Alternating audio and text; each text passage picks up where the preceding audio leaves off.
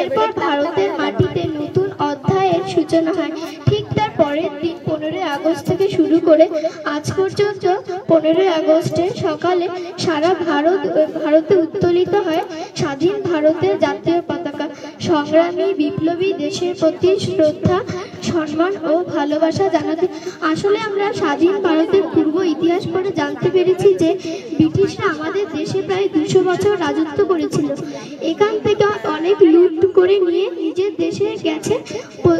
দেশে নিয়ে গেছে প্রচুর সম্পত্তি এবং ভারতবাসীদের কালো চামড়ার কুকুর বলে আখ্যা দিয়েছে তারা। এমনকি তাদের সঙ্গে করেছে নির্মম অত্যাচার ও নির্যাতন। বহু ভারতীয় এর কারণে প্রাণও হারিয়েছে। এই লাঞ্ছিত বঞ্চিত ক্ষুধার্ত ভারতবাসীদের মধ্যে অনেক ভারতবাসীরা সংগ্রাম করেছে স্বাধীনতা অর্জন করার জন্য, এমনকি বুকের রক্ত ও প্রাণও দিয়েছে স্বাধীনতা অর্জন করার জন্য। সেই কারণে সারা ভারত সেদিন বুঝতে পেরেছিল যে স্বাধীনতা পাওয়া যায় না, স্বাধীনতা ছিনিয়ে নিতে হয়। এদের মধ্যে উল্লেখযোগ্য হলো নেতাজি সুভাষচন্দ্র বসু, ক্ষুদিরাম বসু, প্রফুল্ল চাকি, বিনয় বাদল দীনেশ, মাস্টারদা সূর্য সেন। এই কারণে আমাদের চরম কর্তব্য যে এই মহান সংগ্রামীদের অনুসরণ ও শ্রদ্ধা করা।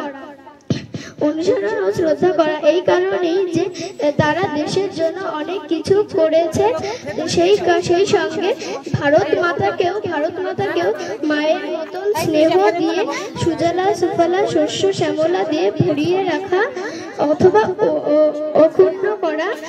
কবিগুরুর ভাষায় ও আমার দেশের মাটি তোমার পরে ঠেকায় মাথা, এই বলে আমি ভারত মাতাকে প্রণাম জানিয়ে 2-4টি কথা এখানেই সমাপ্ত করছি। জয় হিন্দ, বন্দে মাতরম।